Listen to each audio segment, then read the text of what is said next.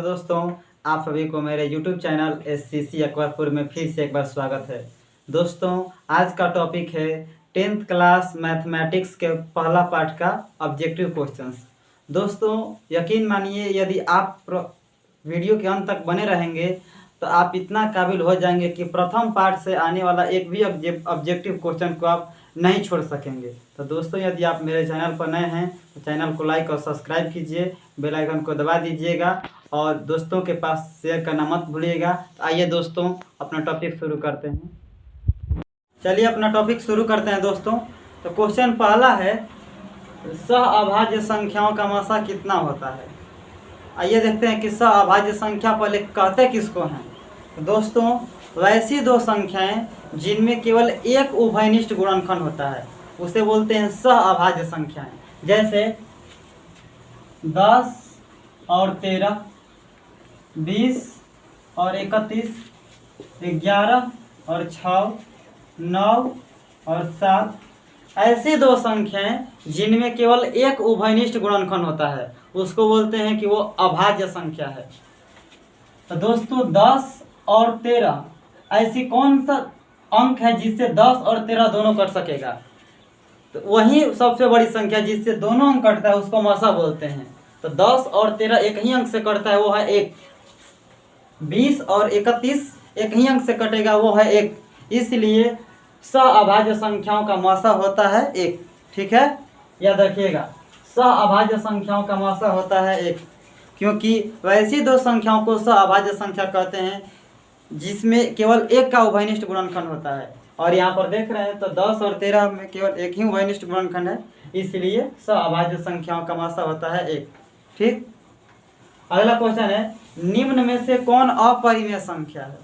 तो दोस्तों, अपरिमेय संख्या किसे कहते हैं।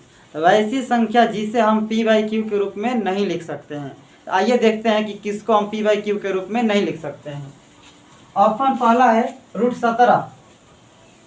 √17 का पूर्ण रूप से कोई वर्गमूल नहीं होता है। √100, √100 का वर्गमूल होता है 10। 10 को हम लिख सकते हैं 10/1। √4 दिया है तो √4 का वर्गमूल होता है 2 और 2 को हम लिख सकते हैं 2/1। √16 प्लस √25 दिया है। ठीक है, तो √16 का वर्गमूल हम लोग जानते हैं कि 4 होता है, प्लस √25 का वर्गमूल 5, 4 और 5 जोड़ेंगे और 9, तो इसको भी बटा में लिख सकते हैं 9/1। तो यहाँ पर हम लोग ध्यान दे रहे हैं कि √17 को p/q के रूप में नहीं लिख पा रहे हैं, लेकिन √100 को p/q के रूप में लिख दे रहे हैं, √4 को भी p/q के रूप में लिख दे रहे हैं और √16 प्लस √25 को भी p/q के रूप में लिख दे रहे हैं। तो ये तीनों संख्याएं √100, √4, √16 प्लस √25, ये सभी तीनों संख्याएं p/q के रूप में हैं, इसलिए परिमेय संख्या हो जाएगा। और √17 जिसे हम p/q के रूप में नहीं लिख पा रहे हैं, ये अपरिमेय संख्या हो जाएगा। ठीक है, दो लगातार संख्याओं का मासा कितना होता है। दो लगातार संख्याओं का मासा, जैसे दो लगातार संख्या कुछ भी हो सकता है, 2, 3, 4, 5। तो ऐसा कौन सा अंक है जिसके पहाड़ा में 2 भी आता है, 3 भी आता है। ऐसा कौन सा अंक है जिसके पहाड़ा में 4 भी आता है, 5 भी आता है। तो ऐसा केवल एक ही अंक है, वो है 1। तो दोस्तों, दो लगातार संख्याओं का मासा होता है 1। ठीक,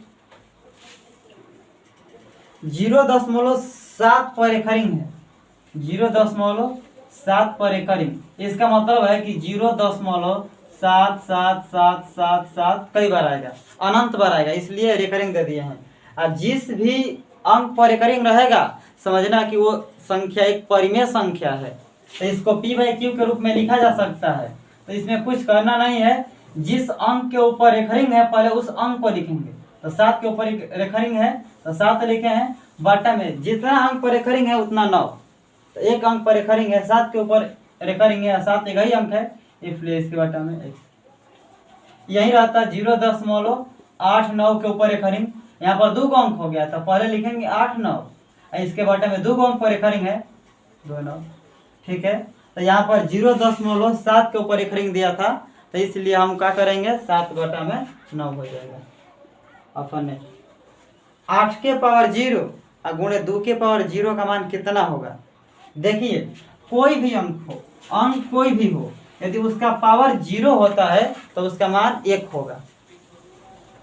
8 के पावर 0 गुणे 2 के पावर 0 है, 8 के पावर 0 है, कोई भी अंक हो यदि उसका पावर 0 होता है तो मान 1, गुणे 2 के पावर 0 है, तो कोई भी अंक हो यदि उसका पावर 0 है तो मान होगा 1 उसका। 8 के पावर 1, 8 के पावर 0 का मान 1, 2 के पावर 0 का मान 1, तो 1 में 1 से गुणा होगा 1, ये आंसर हो जाएगा। ठीक है, चलिए देखते हैं क्वेश्चन नंबर 6। दो परिमेय संख्याओं के बीच कितनी परिमेय संख्या होती है? तो दोस्तों याद रखिएगा, दो परिमेय संख्याओं के बीच अनंत परिमेय संख्या होती है। ठीक है, ऑप्शन ए में दिया है कि 1, बी में 2, सी में 3, डी में अनंत। तो याद रखिएगा कि दो परिमेय संख्याओं के बीच अनंत परिमेय संख्या होती है। ऑप्शन 7 है कि पाई है। पाई क्या है? तो पाई परिमेय संख्या है कि अपरिमेय संख्या है कि प्राकृत संख्या है या पूर्ण संख्या है, पूर्णांक संख्या, पूर्णांक संख्या है। तो दोस्तों पाई का मान हम लोग भले लिखते हैं कि पाई का मान होता है 22/7, लेकिन ये पाई का पूर्ण रूप से मान नहीं होता, लगभग में पाई का मान रहता है। दोस्तों पाई एक अपरिमेय संख्या है। क्वेश्चन को हल करने के लिए पाई का मान 22/7 मान लिया गया है ना, तो समझिएगा पाई परिमेय संख्या नहीं है। पाई को हम 22/7 नहीं लिखते हैं, 22/7 इसका अप्रोक्सीमेट मान है। क्वेश्चन को हल करने के लिए लिखा जाता है 22/7। तो याद रखिएगा कि पाई एक अपरिमेय संख्या है। ठीक है, पाई एक अपरिमेय संख्या है। 144 के अभाज्य गुणनखंड में 2 का घातांक कितना है?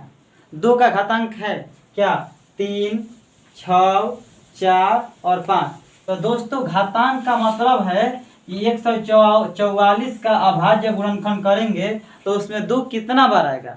देखिए 144 का अभाज्य गुणनखंड करेंगे तो 2 कब बार आएगा? तो 144 2 से जाएगा 72 बार में, फिर 2 से जाएगा 36 बार में, फिर 2 से 18 बार में, फिर 2 से 9 बार में, फिर 3 से जाएगा 3 बार में। तो दोस्तों पूछा है कि 2 का घातांक कितना है, तो देखेंगे कि 2 कितना बार आया है। तो 2 1 2 3 4 बार आया है, तो इसमें 4, 2 का घातांक 4 हो जाएगा। ठीक है, निम्न में कौन अभाज्य संख्या है?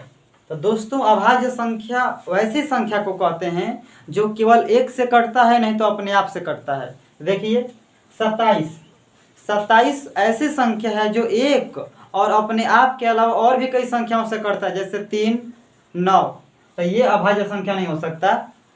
35, तो दोस्तों 35 5 से भी कटता है, 7 से भी कटता है। 1 और 35 के अलावा 7 और 5 दोनों से कटता है, तो ये भी अभाज्य संख्या नहीं होगा। 13, तो दोस्तों 13 ही एक ऐसा संख्या इस ऑप्शन में चारों में जो केवल 1 से कटेगा, नहीं तो 13 से कटेगा। 1 और 13 के अलावा ऐसी कोई भी अंक नहीं है जो 13 को काटेगा।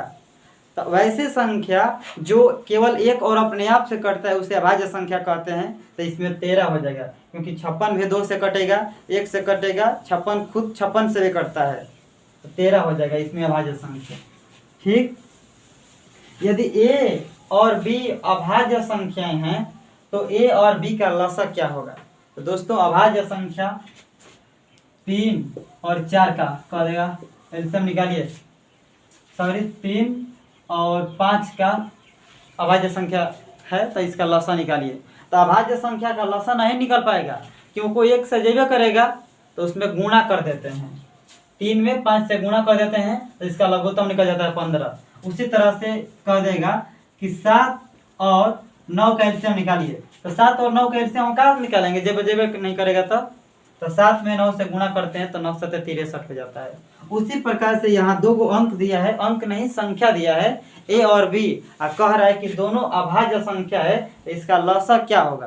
तो दोस्तों लसा होगा ए और गुणे बी। ए गुणे बी मतलब ए बी। ठीक है, तो इसमें मार देंगे। ठीक, क्वेश्चन नंबर 11 को देखते हैं। सबसे छोटी भाज्य संख्या और सबसे छोटी अभाज्य संख्या का मसा होगा। सबसे छोटी भाज्य संख्या और सबसे छोटी अभाज्य संख्या का मसा क्या होगा? तो आइए देखते हैं कि सबसे छोटी भाज्य संख्या कौन है। तो सबसे छोटी भाज्य संख्या होता है 4, ठीक, और सबसे छोटी अभाज्य संख्या होता है 2। 4 और 2, 4 सबसे छोटी भाज्य संख्या और 2 सबसे छोटी अभाज्य संख्या। तो 4 का गुणनखंड करते हैं तो 2 का 2 और 2 का गुणनखंड करते हैं तो 2 गुणे 1।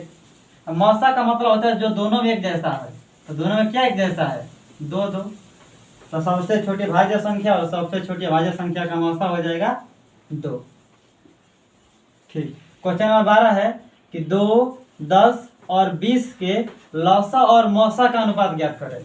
ठीक है, दिया है 2, 10 और 20 के लौसा और मौसा का अनुपात ज्ञात करना, यानी कि लौसा अब बाटा में मौसा का मान कितना आएगा, 2, 10 और 20 के। तो 2 का गुणनखंड करते हैं और 2 गुणे 1, 10 का गुणनखंड करते हैं तो 2 गुणे 5 गुणे 1, 20 का गुणनखंड करते हैं 2 गुणे 2 गुणे 5 गुणे 1। तो मौसा के लिए देखते हैं ना, 2, 10 और 20 का मौसा के लिए देखते हैं कि तीनों में कौन से जैसा है। तो इसमें भी 2 आया है, इसमें भी 2 आया है, इसमें भी 2 आया है, तो मौसा हो जाएगा 2। लौसा के लिए देखते हैं कि कौन अंक सबसे ज्यादा बार आया है। 2 सबसे ज्यादा बार कब आया है, तो 2 सबसे ज्यादा बार 2 बार आया है, तो लिख देंगे 2 गुणे 2। अब 5 सबसे ज्यादा बार कब आया है, तो 5 सबसे ज्यादा एक ही बार ही किया है, तो 5 एक बार में, तो 2 दूनी 4, 4 5 20। तो लौसा हो गया 20, मौसा हो गया 2। तो लौसा को ऊपर लिखेंगे, लौसा का मान आया है 20 बटा मौसा का मान आया है 2, और 2 से 20 को कटा देंगे, 10 बराबर ना 10 बटा में 1 आया है, तो इसको लिख सकते हैं 10 अनुपात 1। आंसर हो जाएगा 10 अनुपात 1। यही कहता कि मौसा और लौसा का अनुपात, पहले मौसा कहता उसके बाद लौसा, तो अनुपात बदल के ही हो जाता 1 अनुपात 10। ठीक है, इसको नोट कर लीजिएगा।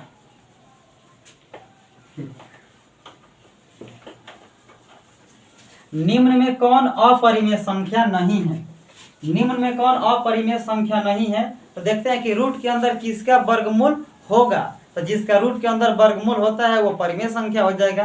तो रूट में 10 इसका वर्गमूल नहीं होता है, रूट में 24 इसका पूर्ण रूप से वर्गमूल नहीं होता है, रूट में 35 इसका भी वर्गमूल नहीं होता है, लेकिन रूट में 121 इसका वर्गमूल होता है 11 का। ठीक है, तो ये हो जाएगा परिमेय संख्या, ये अपरिमेय संख्या नहीं है। ठीक हो गया। तरह की 2 संख्याओं a और 18 का लौसा 36 और मौसा 2 है, तो a का मान ज्ञात कीजिए।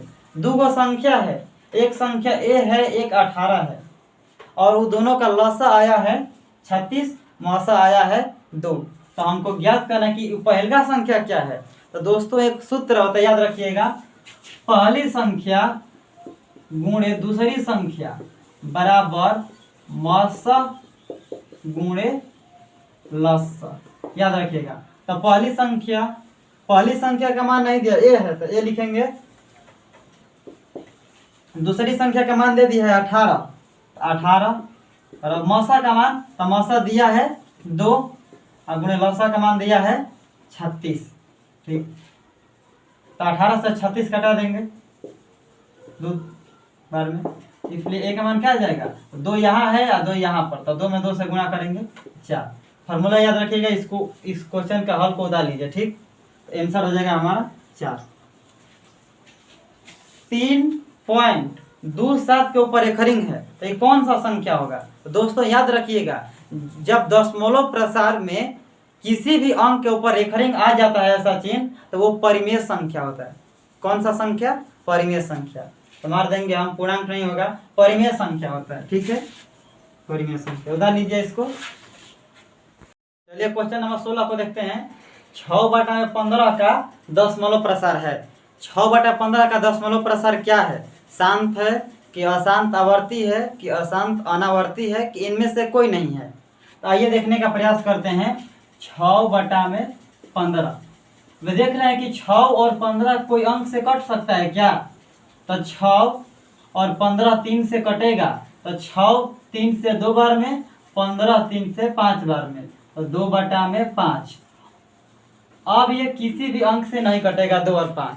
तो दोस्तों याद रखिएगा कि जिस परिमेय संख्या के हर का गुणनखंड हर में केवल 5 आए, हर में केवल 5 आए, या केवल 2 आए, या 2 और 5 दोनों आए तो उसका दशमलव प्रसार शांत होता है। तो इसके हर में केवल 5 आया। यदि यहाँ पर हम देखेंगे 6/15, यदि हम कटाए बिना देखेंगे ना तो 6/15 का यदि अभाज्य गुणनफल करेंगे तो 3 × 5 आएगा। तो कहेंगे अरे ये तो शांत हईवे नहीं किया है, 3 आ गया है।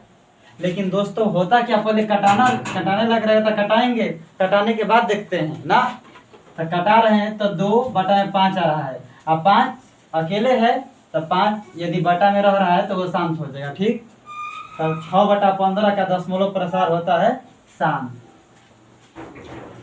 दोस्तों क्वेश्चन 17 है कि √2 एक है। √2 है क्या? परिमेय संख्या है कि अपरिमेय संख्या है कि प्राकृत संख्या है कि नॉन मतलब इनमें से कोई नहीं। तो दोस्तों याद रखिएगा कि रूट में वैसी संख्या जिसका वर्गमूल नहीं होता है वो सब अपरिमेय संख्या होता है। तो √2 का वर्गमूल नहीं होता है, इसलिए √2 एक अपरिमेय संख्या। सबसे छोटी भाज्य संख्या और सबसे छोटी अभाज्य संख्या का गुणनफल क्या होगा? तो दोस्तों ऊपर हमने क्वेश्चन में देखा था कि सबसे छोटी भाज्य संख्या 4 है और सबसे छोटी अभाज्य संख्या 2 है। अब गुणनफल मतलब दोनों में गुणा कर देना है। तो 4 में 2 से गुणा करेंगे 8। हाँ दोस्तों ऐसा भी बहुत आसान क्वेश्चन पूछ लेता है मैट्रिक एग्जाम में। तो ये बहुत आसान क्वेश्चन है, इस सबको ध्यान से देखिए। तो भाज्य संख्या सबसे छोटा 4 है और सबसे छोटा अभाज्य संख्या 2 है। तो 4 में 2 से गुणा किए हैं 8 आया। ठीक, तो ये क्वेश्चन नंबर 18 का ऑप्शन सी ठीक है।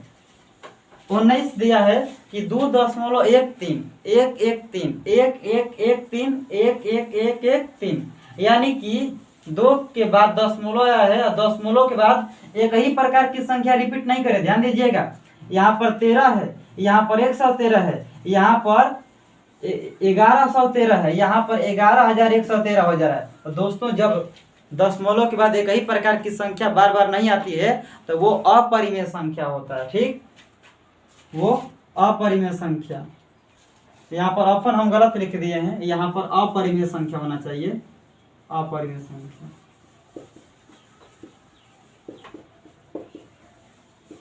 याद रखिएगा दोस्तों, यदि दशमलव के बाद एक ही प्रकार की संख्या नहीं आ रही है तो वो अपरिमेय संख्या है, और दशमलव के बाद एक ही प्रकार की संख्या आने लगेगी तो वो परिमेय संख्या। जैसे 4.66666 एक ही प्रकार की संख्या है ना, तो ये परिमेय संख्या हो जाएगा। लेकिन लिखे 4.212212221, तो ये आ रहा है क्या एक ही जैसा संख्या, तो ये अपरिमेय संख्या। ठीक, निम्न में कौन परिमेय संख्या है?